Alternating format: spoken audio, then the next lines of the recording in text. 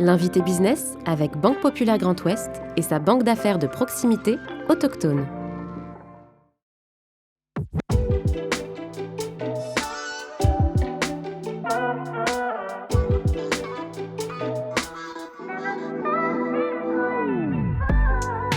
Depuis sa création en 2016, Living Packets, start-up nantaise à impact social et environnemental, propose des services de livraison éco-responsables et connectés.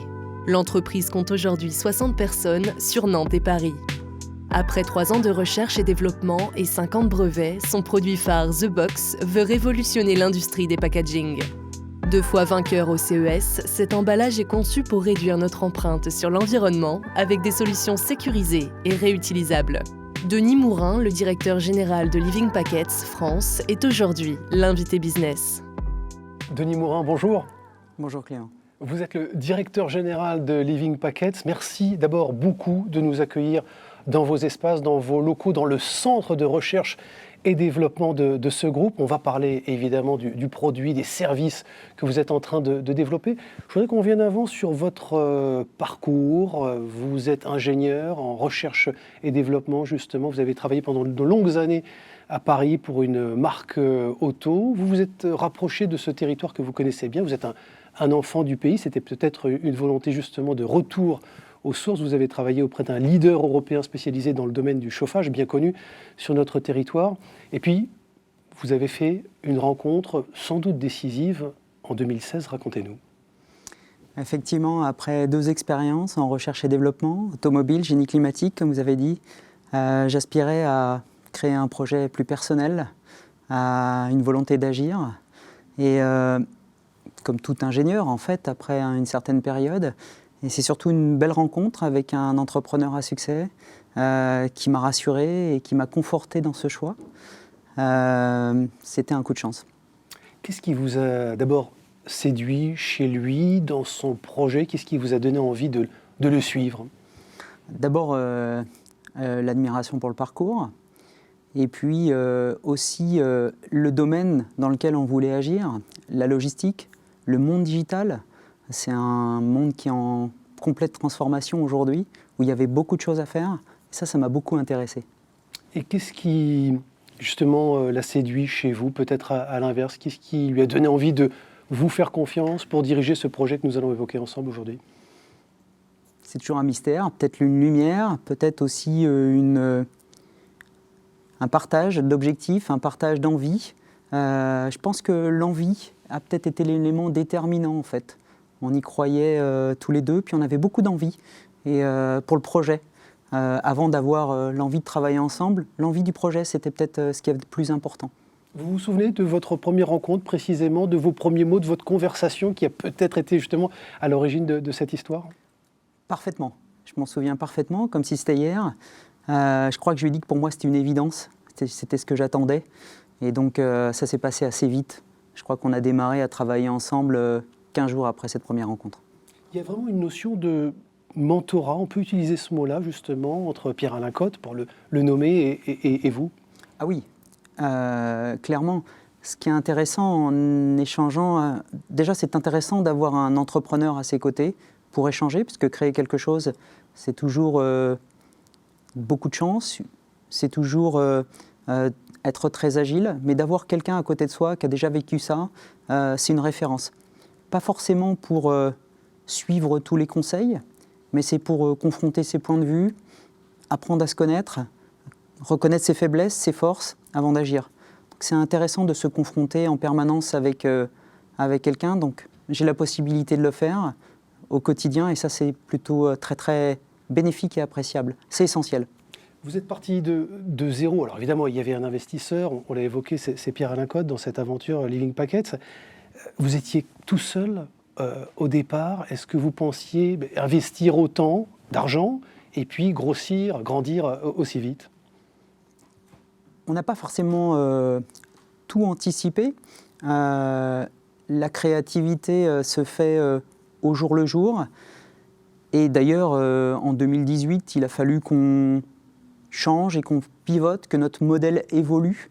Donc c'est ce qui fait qu'on se pose des questions en permanence. Il y a beaucoup d'humilité en fait dans l'action au quotidien. prendre la décision d'investir plus, prendre la décision de passer à un autre modèle, de proposer un nouveau produit, ça se fait en regardant devant, toujours devant, et avec une certaine humilité derrière pour pouvoir transformer et pour pouvoir se remettre en cause en permanence. Une solution. Il faut parler Living Packets, évidemment, c'est cette solution de packaging, d'emballage connecté, sécurisé, ultra sécurisé et réutilisable. On va en parler. Il rencontre un marché et surtout une problématique de la logistique. Est-ce que vous pouvez nous en dire quelques mots? Il y a des effets d'opportunité, évidemment, et bien sûr, dans cette époque, avec des enjeux de transition environnementaux. Oui, l'emballage réutilisable aujourd'hui est essentiel pour la logistique moderne. D'abord pour supprimer en fait les tonnes de déchets qu'on voit chaque année. Je crois qu'ils représentent aujourd'hui près de 75 kilos aujourd'hui par habitant. Ça, c'est la première chose. Le fait de faire un emballage réutilisable favorise la recirculation. Et on sait aujourd'hui que la recirculation est aussi un des enjeux importants pour permettre et donner une seconde vie aux objets dans un temps où en fait la raréfaction des matières premières pose une difficulté. Et si on va plus loin, si on considère effectivement l'aspect écologique, l'aspect utile pour la recirculation, on peut aussi intégrer dans ces emballages réutilisables une intelligence afin de créer une multitude de nouveaux services. Et ça, c'est la promesse de Living Packet. Nous créons aujourd'hui des services logistiques innovants pour l'économie digitale afin de favoriser la réutilisation des objets, la réutilisation des emballages au quotidien. Denis Morin, ça veut dire réutilisation plus et davantage que le recyclage? Parce qu'on parle beaucoup de recyclage aujourd'hui. On parle beaucoup de recyclage, mais tout le monde le sait, réutiliser est beaucoup plus efficace que recycler aujourd'hui. Un emballage réutilisable aujourd'hui permet d'effacer, de supprimer, d'économiser 85% de l'impact carbone de la solution carton. Le carton est un produit recyclable, oui, mais c'est un carton qui ne peut être régénéré que 5 fois, et à chaque cycle, on perd environ 30% du volume de carton produit. Denis Morin, vous me disiez aussi, en préparant cette interview, cet entretien, que la logistique actuelle, aujourd'hui, c'est une série, une multitude de trous noirs. Qu'est-ce que ça veut dire concrètement pour vos clients et ceux qui vont être intéressés, évidemment, directement par vos solutions? La logistique actuelle, effectivement, c'est une succession de points de passage. Aujourd'hui, il est assez difficile de savoir ce qui se passe entre ces points de passage. Et c'est ce qui fait qu'aujourd'hui, il y a beaucoup de casses, il y a beaucoup de pertes. Je crois qu'on a tous vécu une expérience sur cet aspect-là. On ne reçoit pas son colis, il a été égaré, on n'a pas d'informations. Faire un autre emballage aujourd'hui, connecté à l'environnement digital actuel, nous permet, via les réseaux, via le cloud, de remplir ces trous noirs et de donner beaucoup plus d'informations au client final, aux plateformes, aux commerçants. La solution The Box que vous développez, très concrètement, elle appartient à qui? Elle vous appartient à vous ou à votre client? Qui s'en occupe de cette boîte? Aujourd'hui, notre proposition pour créer les futurs volumes de The Box, c'est de proposer en fait aux utilisateurs de devenir propriétaires de ces flottes. Donc nous avons construit un véritable modèle innovant qui est un modèle d'économie de partage. Nous donnons la possibilité aux utilisateurs d'être propriétaires d'un emballage et nous partageons 30% des bénéfices avec ces utilisateurs. On considère aujourd'hui que les futures grandes communautés seront les communautés où les utilisateurs accèdent aux bénéfices que crée leur activité. Est-ce que vous pensez justement que les effets vertueux qui se dégagent de cette solution peuvent être aussi un facteur d'attractivité pour les talents qui vous rejoignent, qui nous entourent, qui continuent de travailler aujourd'hui au quotidien chez Living Packets? Ils sont sensibles à ça?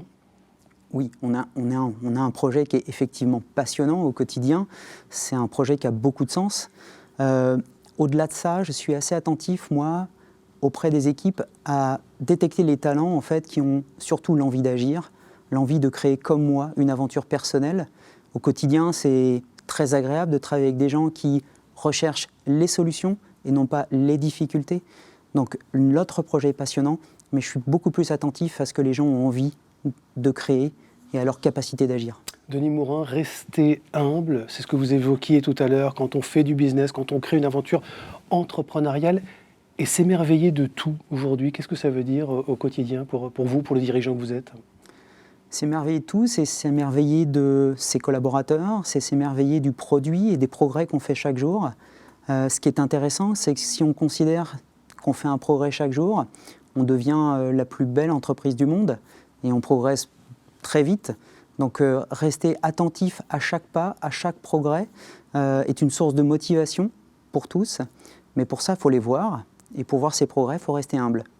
La notion justement de quand vous devez saisir, peut-être sentir les opportunités sur le marché, vous parlez de courant ascendant, faisant référence notamment à la pratique du parapente. Ça vous parle, cette image-là ?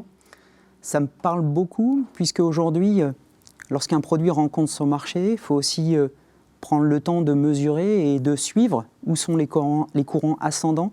Je suis personnellement assez émerveillé par le parapente, que j'aimerais pratiquer peut-être un jour. Mais c'est une image qui ressemble bien pour moi à ce que nous vivons chaque jour. L'emballage réutilisable, tout le monde y croit. Mais par contre, il faut prendre le temps d'installer sur le marché aujourd'hui en Europe et peut-être demain en Asie et sur le continent américain. Mais pour ça, il faut prendre le temps de regarder où sont les courants ascendants et de les ressentir et de tester notre produit au travers de ces courants-là. On est un peu comme le parapente, on teste, on mesure et on réagit. Bon, Denis Mourin, peut-être pour terminer, vous parlez évidemment de l'international et de ces marchés, de ces opportunités, notamment du côté de l'Asie. Pour autant, vous nous accueillez aujourd'hui, ça se passe à quelques encablures de Nantes, à Sainte-Luce-sur-Loire. Qu'est-ce qui vous fait rester ici plutôt que de partir à l'étranger, sur des territoires, d'autres territoires avec ces opportunités qu'on a évoquées ? Déjà, j'aime ma région, ça c'est le premier point. Il y a un réseau autour de nous qui est assez exceptionnel, tant du point de vue développement numérique, développement des services. On est un territoire de logistique, donc il y a beaucoup de choses à faire ici. Où on ira demain ? Est-ce qu'on ira sur d'autres territoires ? Je ne sais pas encore. Est-ce que je le souhaite ? Oui, évidemment, mais on s'adaptera, puis on suivra une nouvelle fois le courant ascendant dans la bonne direction. Merci beaucoup, Denis Mourin. Merci d'avoir accepté notre invitation. Je rappelle que vous êtes le directeur général de Living Packets France et vous étiez l'invité business. Merci Clément.